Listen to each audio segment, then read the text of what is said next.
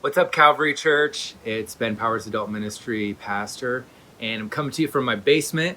And I'm excited that we've been doing these trainings for adult ministry leaders at Calvary, and that would include anybody who's a small group leader, in women's ministry, facilitator, leader, care ministry, discipleship, you name it. We just wanted to, as adult ministry staff, we just wanted to provide just a helpful way for us to think about leadership and to grow and to prove in areas of our leadership during this time of the coronavirus. And so I hope the video has been helpful for you. I hope you're taking advantage of watching them. If you missed the previous videos, and so there's 6 total, this is the 3rd one. The other 2 are below in your email. You can just click those links. Sheila Smoody, our women's ministry leader, did one on how to release people in your group to serve and to lead. And then Mark Mealy did one, he's our care pastor, and he did one on just how do you speak to people in your circle and your people that you have influence with. How do you speak to them about the coronavirus and what's a good response?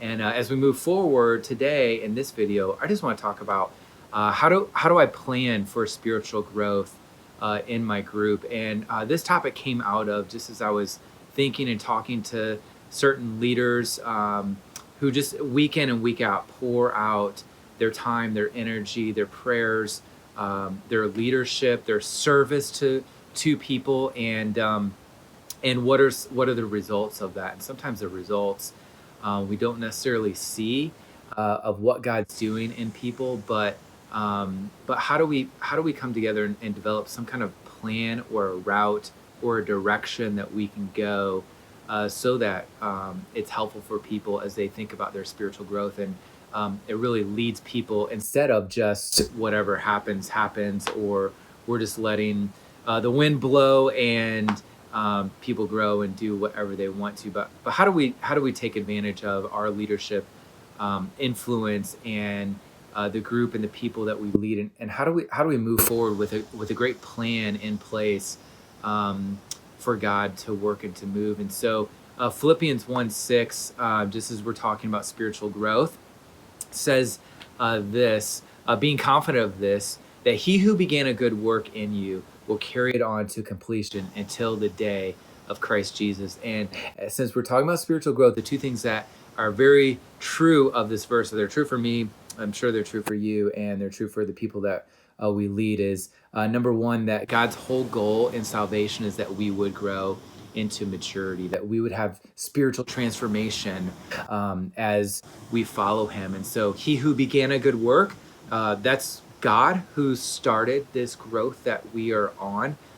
When we first believed, it's our point of salvation. That's the starting line, we would say, and that it's what he started, and then he will bring it to completion is the other part of that verse that really tells us that about God's desire. And it's his desire that we would grow to maturity, that the sin that's been done to us, the sin that we've caused even in our own life, that he would forgive, and that he would fix what is broken, and that he would grow what is weak inside of us. So it's not that someone just believes in Jesus and then they go on about the rest of their life as if everything's normal, but we believe and we start this journey of becoming healthy, becoming strong, becoming mature followers of Jesus. It's what we all want. We all want to have strong faith. We all want healthy responses, and we want maturity in our behavior and our actions. And so we want those things, and so does God. It's his his start, his reason why he came into our life is to reveal himself, but also then to pull us closer to him. The second thing in that verse that's interesting is that we really don't stop growing until the day of Christ Jesus. And God is working on our behalf as we cooperate with him to grow us and to bring us toward health. And that work really doesn't stop until our final day on earth and when we go to be with Jesus fully, whenever that is. And so whether someone's on day 1 of their spiritual journey of following Jesus, or they're 80 years into this process of following God, he is still in this work of growing, changing, educating us until that final day. And so that's a good thing, because the Bible tells us that what God is really in the process of making us into and really producing in us is the fruit of the Spirit. And that's things like patience, kindness, goodness, gentleness, joy, love. Wouldn't you love more patience in your life? Wouldn't you love to have more joy in your life? Those are the things that God's working and growing when we talk about maturity and spiritual growth, is that He desires those things in our life, and He's building and working towards us so that we have full joy, full patience, full goodness in our life. And so as we think about now the people that God has given to us to care for, to encourage, to help grow spiritually, we understand it that we're all on this journey together, and each of us has something or some things that God Himself is working on to bring us to completion. And so we don't resist God's work. We work with Him as He brings things into our lives that can result into spiritual growth. And so as leaders, what we want to do, we want to do the best job that we can at planning for this growth that happens into the lives of people that God has entrusted to us. And so I just want to talk about 3 ways that we plan to carry this growth out into these circles that God has given to us. And the first is this.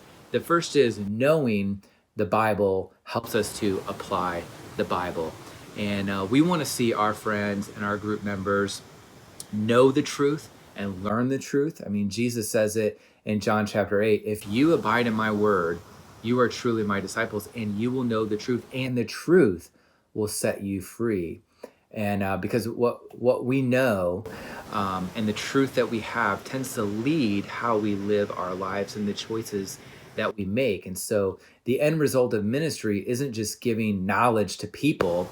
Our job isn't just to teach people and to pour more knowledge on top of them, but our job really as ministry leaders is to teach people how to apply that knowledge.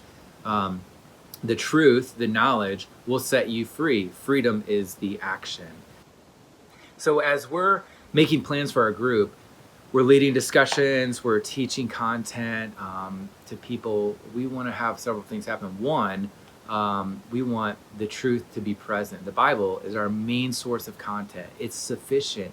And everything we need to know about God is revealed to us there. There's lots of great books. There's lots of great authors, lots of great people that have written things. All those things we should encourage, we should read, we learn from those. But as we get together in these spiritual communities and we're talking about spiritual transformation, we want to go to the source. And we want to make sure that our truth is coming from the truth, from the Bible. And then the second thing is we want to ask questions that help people to apply the truth to their lives. And so one of the best ways to help people grow isn't just to tell them that they should do this or do that, but rather ask great questions that help them to plan their next steps for change. The second key for planning on spiritual growth is a tool that we've made available for you called our Growth Guide. And our Growth Guide is it's something that we did in-house at Calvary, and it's a great way to help everyone gauge where they are at spiritually. It's really just to help us take some next steps that we wouldn't have thought about on our own. And so I kind of describe it this way. When my family and I, we've been here at Calvary now for 5 years. And when we first moved here, we bought a house in Lake St. Louis. It's the house that I'm in now. And I've never lived near a lake before in my life. People ask me all the time, are you able to see the lake? Are you on the lake? And if you're standing on my roof on a clear day looking through the trees, you can probably see some water, but we're not really near the lake at all. But what's interesting about living on the lake is, and I didn't know this until our first year, that just every December and January, Lake St. Louis, the city, they drain the lake like 6 to 8 feet. And so those that are on the lake and they have a seawall, it gives them the opportunity to walk out, to inspect, and to look at their seawall to see if there's any cracks, to see if there's any vulnerabilities. And really the point of the Growth Guide is that it's just a great opportunity for us to pause once a year, to take down and to look at ourselves and to look to see where are some possible ways that we can grow, what are some possible things that that God needs to fix, that we would love Him to fix? What are some things that I need to grow spiritually? And so the growth guide, it really is something that we would love to see everyone at Calvary go through once a year. It's a great opportunity for us to ask questions like, where am I going?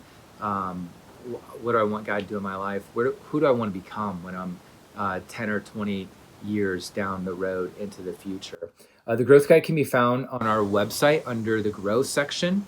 And there's also some helpful resources there for people to use. I would say good practice for a leader at adult ministry at Calvary is to have your group go through it, have your leaders go through it every January, the start of the years. We talk about it and talk about what's next for us this year. It's a good opportunity to pause, to lower the water level, and to look down to see what God might do next. And then the last way that we plan for spiritual growth is really take advantage of pivotal circumstances in people's lives. And so pivotal circumstances, those are those painful seasons or events that we just aren't expecting.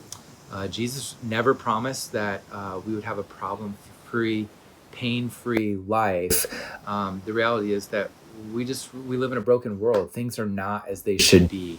And we often find ourselves in difficult situations, and the people that we lead often find themselves in difficult situations. And so it's not that God's up in heaven looking down and He's just unhappy and He just wants people to really struggle. He knows earthly pain Himself. He stepped out of heaven down into earth, and He lived in this sinful, broken world Himself.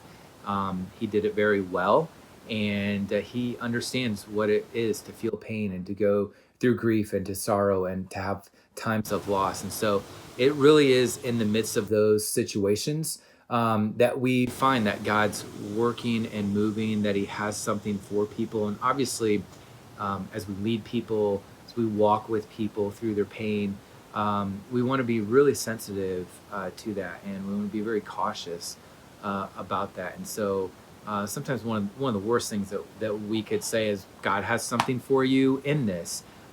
It's hard to understand that. It's hard to really process that in the midst of grief, in the midst of pain. But what we want to do is we want to love people well, and we want to serve people, and we want to walk with them.